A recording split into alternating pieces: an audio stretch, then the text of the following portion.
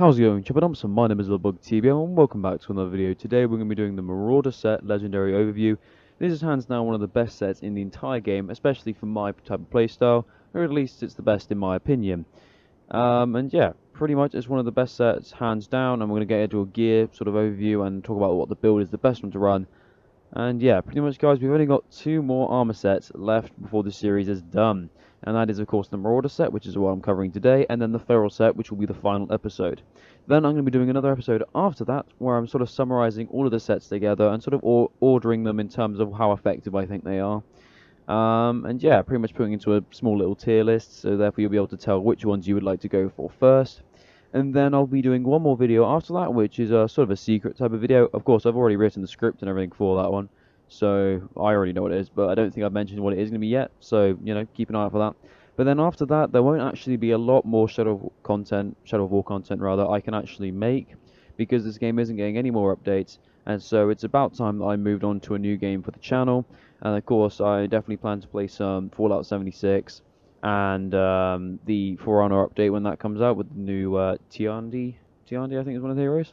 Yeah, the new Shaolin sort of like tribe, whatever they're called. I can't remember in the game, but yeah, new faction For Honor. So we're gonna get lots of content on those 2 games. But yeah, we've got pretty much a few more videos left, and then yeah, pretty much guys, we're really close to hitting that 1,000 subscriber milestone. Just need a little over 100 subscribers until we're there. So if you don't forget to like, subscribe, all the fancy stuff, all the support on the channel really just helps everything, just goes the extra mile. And so yeah, pretty much guys, thank you so much for all the support you've been giving me. And yeah, as you see there on the screen, we have the Marauder set. As you see, it's very similar to the Feral tribe, like the gear set from that, but of course you haven't seen that yet. This one is a lot less colourful though, I will say. I kind of wish the colours were switched, because the Feral set is potentially useless, whereas the Marauder set is actually kind of cool. So it's a shame that the worst looking one happens to be the better one, in my opinion. Of course, you see that the sword and dagger sort of have a purpley sort of colour to it, whereas the rest of the armour has a bluish sort of thing to it. So they're a little conflicted there. And the actual armour itself, it has like this really weird like sort of woven basket sort of look. It looks like it's made out of like some like plant fibers or something. But yeah, and it also has these sort of gold platings on it, and it looks kind of cool. I think it looks okay. Unfortunately, the best sort of build to run with this sort of set doesn't actually look particularly good, which is a shame, but, you know, whatever, it's still pretty effective. And, you know, you're wearing a cloak, so that usually covers up most of it, but yeah. Oh, my phone just went off. Don't know if you actually heard that. That would be a bit of a meme. But yeah, without further ado, guys, let's get straight into the gear overview. Alright guys, we are doing a gear overview for the Legendary Marauder set. Starting things off here, we have the Raider's Sword, a sword designed by the Marauder tribe. An even more generic description than the last. Pretty much guys, it's very standard sword, level 81, so 172 damage rather than 169, and yeah, pretty standard. But here we have enemies killed by melee attacks have a 40% increased chance of dropping Miriam. Bear in mind that is a 40% chance, like, increase, rather than a Miriam increase, like amount increase rather. So it's just increasing the chance they will drop it, but not the amount they actually drop. And we also have a 40%, no, I wish it was 40% health recovery, no, 40 health recovery on critical hit, which is also very strong. Moving on, we have the Raider's Dagger. This is the same as before, usual, 1300 damage because it's level 80, and enemies killed by stealth attacks have an increased chance of dropping Miriam. Very simple. Of course, we've got critical hit damage is increased by 33%, a very overpowered secondary effect, especially for daggers, because this applies to headshots, because those count as critical hits, and stealth attacks in general, because they also count as critical hits. So this 33% damage bonus applies to almost everything. It's very strong. Moving on again, we have the Raider's Hammer. This is 13 elf shots, so that's actually higher on the spectrum. And it only does 300 damage because it is a hammer. However, it affects an area, so it's got some form of crowd control. This time, range attacks have an increased chance of dropping Miriam. Pretty standard. You can see the sort of theme with the weapons here. And this, of course, has a chance to replenish 1 elf shot per ranged kill. So very strong. You can chain a bunch of kills together if you get lucky enough. Moving on, now we have the armor. Defeated enemies have a 25% chance increase, of dropping the Miriam. This literally applies to any enemy that dies near you. So say you have like a random Caragor that's like not even on your side, it just kills a grunt. They have a 25% chance of dropping Miriam. Pretty standard. And this also has 40% less damage from range attacks, which is also one of the strongest secondary effects you can get on an armor piece, as hunters and archers are like the bane of anyone playing on brutal difficulty. Moving on, we have the Raider's Cloak, potentially the weakest part of the entire set. Enemies killed by beast attacks have an increased chance of dropping Miriam. And of course, we have an increased damage dealt by beast allies as well. So that's sort of paired. There's a lot of synergy between those two abilities there. Unless you like using beasts, which I don't really bother with, then this is pretty useless. Beasts are very, very similar to a lot of elemental builds in regards that they rely on the damage from beasts, or one particular element.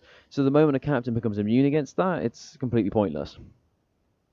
Moving on, we have the Raider's Rune, and now this one has enemies killed by follow attacks, has an increased chance of dropping Miriam. This also applies to any form of follower. It doesn't have to be Uruks, it can literally be any form of follower. So if you have like a siege beast, like when you're on the defense and that kills a bunch of guys, that has an increased chance of dropping Miriam, which is why in sieges, because you've got a bunch of just random things that are on your side, the amount of Miriam that will be dropped is incredible, like an insane amount. And although like a lot of people sort of disregard this set because they look at that legendary effect and think, oh, that's completely useless. Because the amount of Miriam that you actually get in comparison to how much like you get from like completing a mission, for example, it isn't actually a lot. Like you maybe get like, I think it's anywhere from like 10 to 30 Miriam per basic grunt kill. So it isn't actually a lot. But of course, at the end of a siege, it's all collected up automatically for you, so that's pretty good. You usually get like an extra 1,000 or so if you kill kill a lot of guys and captains. And of course, if you're running Treasure Hunter, it of course makes this build viable. If you don't run Treasure Hunter, then you won't be able to benefit at all from the set bonus.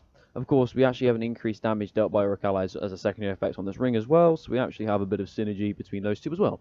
But of course, the cloak is not nearly as good. Moving on, we look at the set bonus. We have picking up Miriam increases damage by 2% per Miriam gained. Now, let's put it this way, for 20 seconds, a 20-second long buff is absolutely insane. That's the longest like sort of timed buff you can get in the game.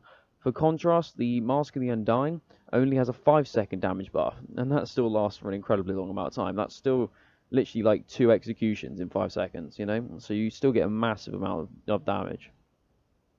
But effectively, it's 2% per Miriam gain. As I said before, if you just kill like a grunt and you get lucky, say you get like 20 or something, that's a 40% damage boost.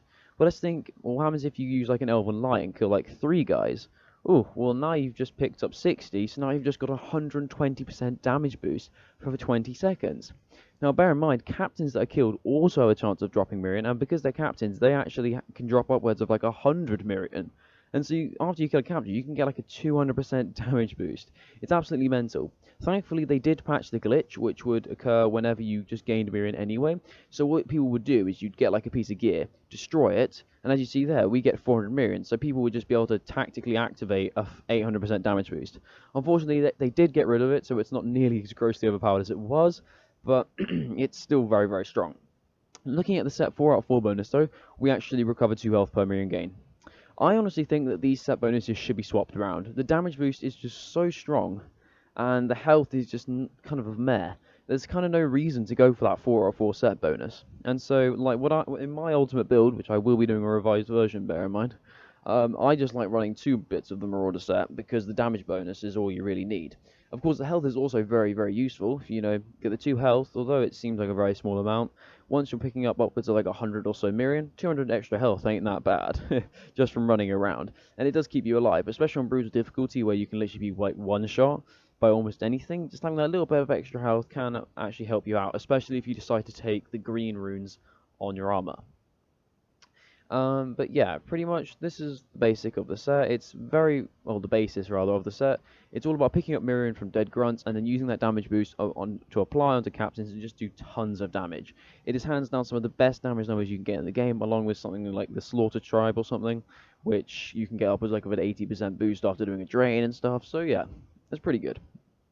But yeah, in terms of how I would run this build, we will be most likely swapping out the cloak. It's completely useless. I don't like using beasts that much. Of course, we're going for the Mask of the Undying. It's still the most overpowered thing in the entire game. Of course, now what we're going to be doing here is we're going to be getting an increase from our set bonus and the 30%, like 33% increase from the Mask of the Undying whenever we use a dash or something. So that's also very, very good. And of course, undead allies take 50% less damage. So when we ultimately like resurrect people using the Ring Wraith ability, they're going to be quite tanky, and so they'll be able to hold on to points much longer, especially on the defense. In addition to that, I would also recommend dropping either the sword or the hammer. Of course, because we're going to be doing sieges, we're going to get rid of the sword. Although the sword actually in this case is actually one of the better ones you can get because of that 40 health per critical hit, we're actually going to go for Humiliator. If you don't know how to Humiliator, it's like one of the best epic drops in the entire game. Unlimited might for 10 seconds after killing a captain. You can just chain together a bunch of executions and literally cut through captains. Especially since with this build you can actually like literally one-hit captains with executions if you get enough damage like build up. Like, the snowball is incredible using Humiliator, so I would recommend it using that. If you were running around normally, I would just recommend you running the basic sword and swapping out the bow for something else. But because we are doing a siege, we're going to be running Humiliator, and I generally don't bother switching off Humiliator, I just like using it so much. It's just like, it's such an integral part of my playstyle, I just hate taking it off. But yeah, otherwise I would recommend getting rid of the Raider's Hammer, or you could actually get rid of the dagger as well, because stealth is a bit sort of naff in the end game, because although stealth is actually really effective, you can instant kill a lot of captains. A lot of captains end up becoming immune to it, or they have a hatred for stealth, and ultimately it becomes a case of instant killing someone or wasting the perfect opportunity to get some really good damage or like a stun or something. So it's like, it's a bit iffy, I say.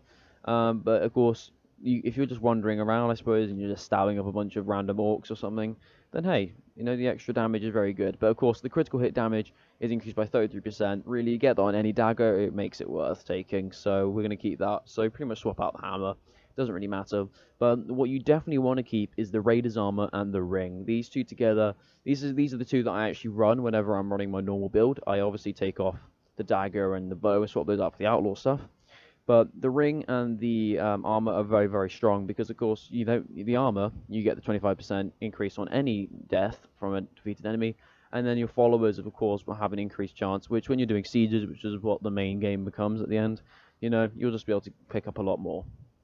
Of course, you can run the white gems, which, as you see that on weapons, increases the chance that enemies will drop it by 15%. 15% is absolutely rubbish, and as I said, it's not increasing the amount you're getting, and so really I wouldn't bother getting it, considering you can literally get a 30% increased damage boost, using a red gem. It just doesn't seem worth it.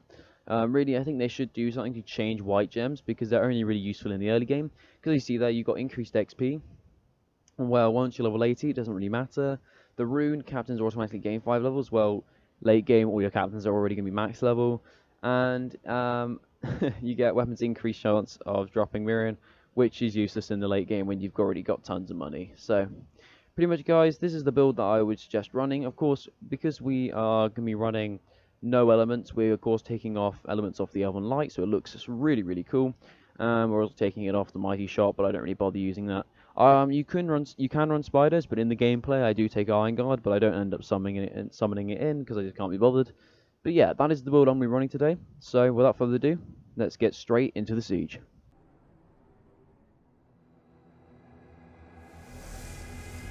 This is a battle of years, but with your sacrifice, Middle-earth will survive.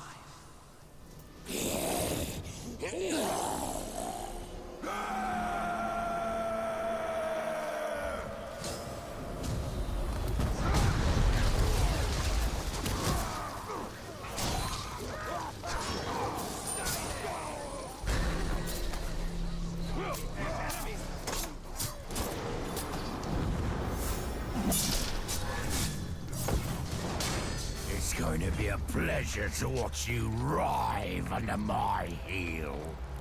You've earned it. The right to die in my bloody hands. Well, stop teasing him and get on with it!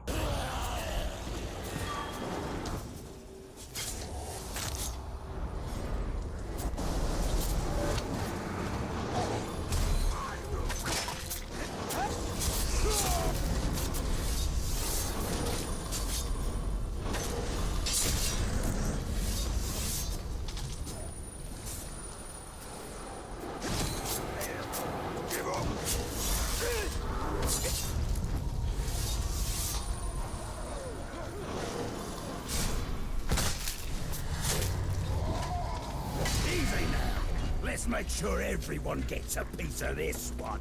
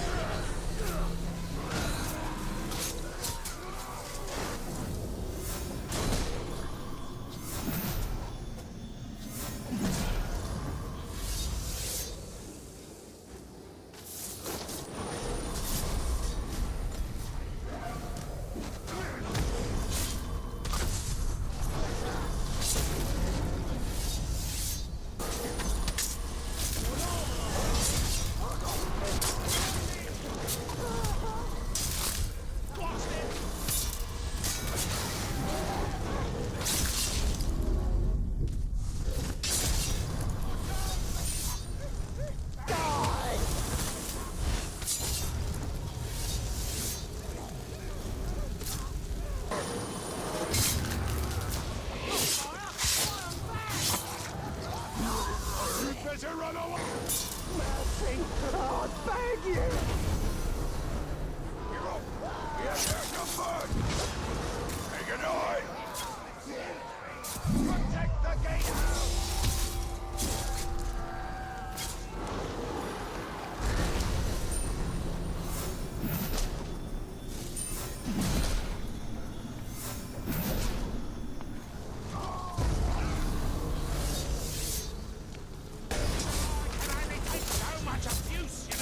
The Dark Lord granted me this cursed weapon, so you better lose this fight. Otherwise, I'll be disillusioned. That's no good.